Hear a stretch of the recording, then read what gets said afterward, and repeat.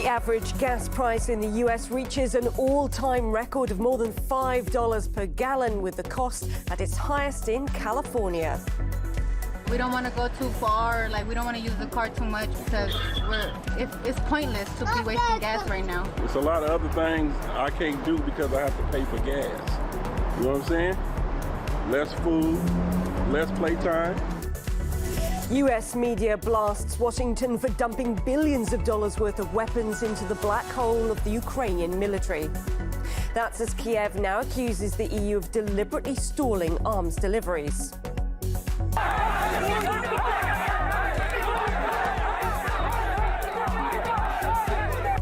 Protests break out in the Pakistani capital after an Indian ruling party spokeswoman is seen to insult the Prophet Muhammad.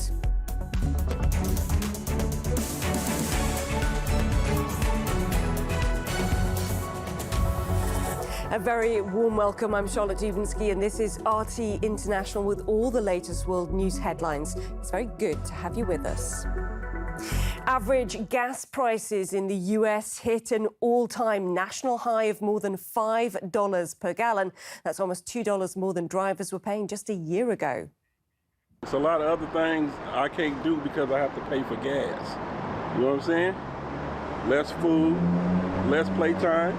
Well, you got to think about gas now. You got to decide, is it really worth it to go out there and not to spend either extra money? Like if you want to go to the club or go to the bar or something, you got to spend money just to have fun, but then on that gas as well. So, you got to think about that. I usually put full tank, probably like $60. Now it's like $100. We don't want to go too far, we don't want to use the car too much because it's pointless to be wasting gas right now. Gas prices started to rise rapidly following the start of the war in Ukraine, when the US imposed harsh sanctions on Russia's energy sector. However, the measures have now come back to bite, with the price of gas in the state of California at more than $6 per gallon. It's just one of 21 US states where prices have climbed to more than $5. And while some predict even worse consequences, the government is proposing unpopular decisions in an attempt to handle the crisis. RT's Donald Coulter reports. U.S. gas prices just keep on skyrocketing, breaking new records nearly every week. The strain on Americans' wallets at the gas pump has gotten so bad that one Republican congressman says people would save money by getting high to get around at this point. In my state, the price of gas is so high that it would be cheaper to buy cocaine and just run everywhere. He probably wasn't serious, but the point still stands. Prices have gotten so high that a Michigan police department has asked its officers to keep eating donuts at the office and just follow up on calls over the phone to avoid using gas. With 3.5 months left in its fiscal year, the department has already used up 96% of its gas budget. According to the American Automobile Association, people's cars are breaking down in the middle of the road a lot more frequently as people try to test the limits of their gas tanks. All the while, the White House continues to blame Vladimir Putin for the suffering of Americans. If you look at what happened when Putin started amassing troops on the border with Russia, the price of gas has increased by $1.51. Of course, those well off enough to afford electric cars are so disconnected from reality that they're wondering why all these ordinary people don't just stop buying gas if it's so expensive. I do have to say, just on the issue of gas prices, after waiting for a long time to have enough chips in this country to finally get my electric vehicle, I got it and drove it from Michigan to here this last weekend and went by every single gas station, and didn't matter how high it was. And so I'm looking forward to the opportunity for us to move to vehicles that aren't going to be dependent on the whims of the oil companies and the international markets. Surprise, surprise, many did not appreciate that sentiment. Ms. Stabenow is a typically clueless, arrogant, smug, sheltered Democrat politician. Vote every Democrat out.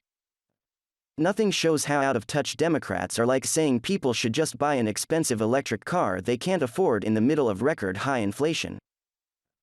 What self-righteous shrills like these don't care is that 90% of the American population will never be able to afford an electric car. It's no wonder a recent ABC News poll shows Americans are overwhelmingly dissatisfied with how Joe Biden is handling the economy. Over 70% of respondents said the U.S. president wasn't doing enough to bring down the price of gas and inflation as a whole. And with midterm elections right around the corner, the Democrats are likely to get a run for their money. That's nonsense. I mean, look, the price of cars are going up very fast, and electric vehicles are going up even faster than the average price of cars.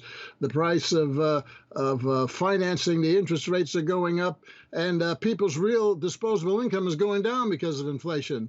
I mean, you know, how are you going to finance? How are you going to buy a new car? They clearly did not estimate the impact that the sanctions would have on global inflation. And to me, it seems very stupid by U.S. policymakers, you know, just coming off of this terrible COVID impact on the economy, to take this big risky move here with these sanctions. I don't think they were really thinking this thing through very well, because certainly, especially Europe, is going to be very much impacted by this very seriously, and it's obviously going to lead to another recession here, certainly in the U.S. and Europe.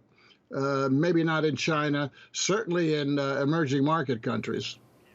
Meanwhile, America's energy security envoy doesn't deny that Russia may now be getting more revenue from its fossil fuels than before the war in Ukraine.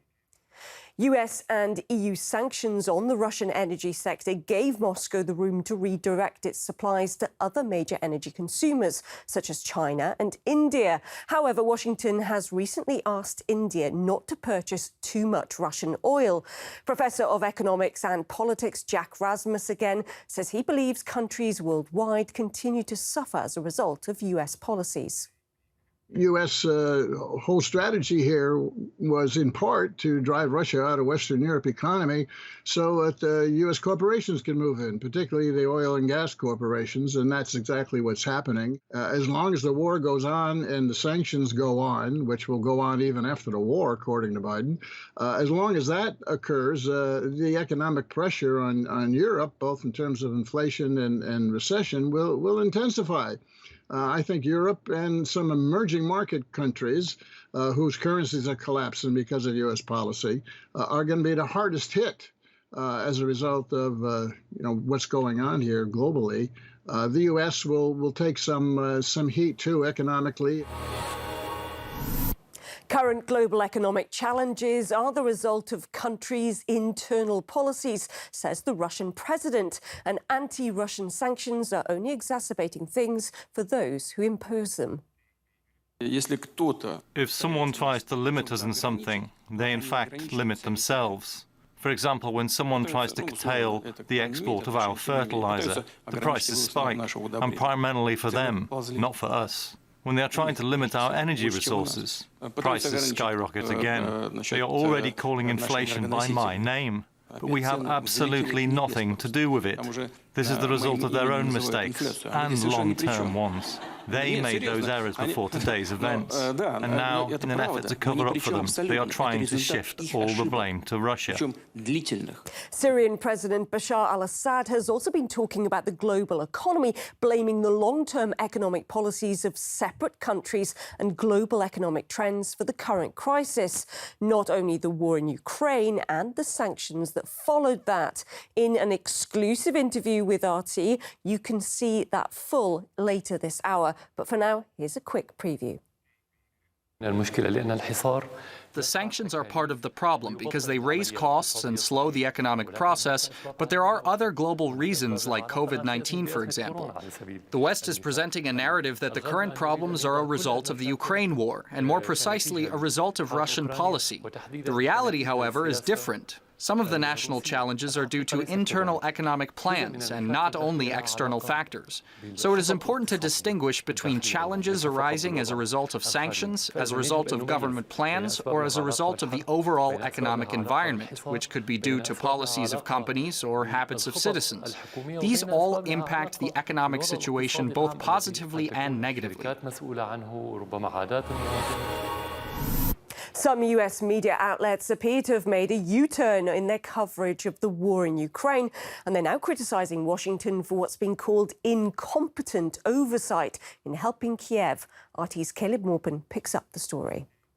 The New York Times has generally been quite supportive of U.S. actions supporting Ukraine. It's demonized Russia. It has celebrated the relationship between U.S. officials and the Ukrainian government. However, this latest article seems to indicate things between the United States and Ukraine are not as cozy as you might have been led to believe. From what this latest article indicates, U.S. officials are not receiving classified briefings and information about Ukraine's upcoming military operations. Ukraine is not sharing information with the United States, while Ukraine continues to demand more weapons and funding. Here's what a former senior U.S. intelligence official had to say about U.S. relations with the Ukrainian government. How much do we really know about how Ukraine is doing? Can you find a person who will tell you with confidence how many troops has Ukraine lost? How many pieces of equipment has Ukraine lost? Now, at this point, the United States is spending $100 million per day on arming the Ukraine, whether it's in terms of direct financial aid or weaponry. And there's been an approval recently for long-range missiles given to the Ukrainian government. And this indicates that concerns about where these weapons and where this funding is actually going and whose hands it might end up in are becoming more serious. Here's how some analysts have viewed the situation. The New York Times report, if accurate, reveals shocking incompetence on the part of Joe Biden and his national security team. Would you give a handgun to a man with no arms and no legs? Hell no. But the New York Times is admitting that the United States is supplying weapons systems without any idea whether there are competent personnel in Ukraine capable of using the weapons. Now, concerns have been raised by members of the U.S. Congress. There's been calls for an inspector general to look into the continued flow of weapons and funding into Ukraine. There is concerns about weapons turning up on the black market after the United States has provided them. Ukraine has been described widely as a country known for having lots of corruption. So at this point, it seems the New York Times is joining this echo of concern about U.S. activities in the region. We've spoken to former CIA analyst Larry Johnson, who says it's unlikely that the US lacks such information on the Ukrainian military. It has to be smoke and mirrors. Number one, the United States has a collection plan, I'm certain, of against Ukraine. So they should have been collecting intelligence from the outset. But apart from that, you've had both CIA officials and senior military officials co-located with Ukrainian military officers and Ukrainian intelligence officers. So if the United States is complaining that it doesn't know what's going on, it's simply a failure of internal communication, that they're not sharing the information. I actually think what's going on is this is being trotted out as an excuse because the United States, I believe, is trying to figure out a way to disengage itself from this tar pit that it finds itself in with respect to the war in Ukraine.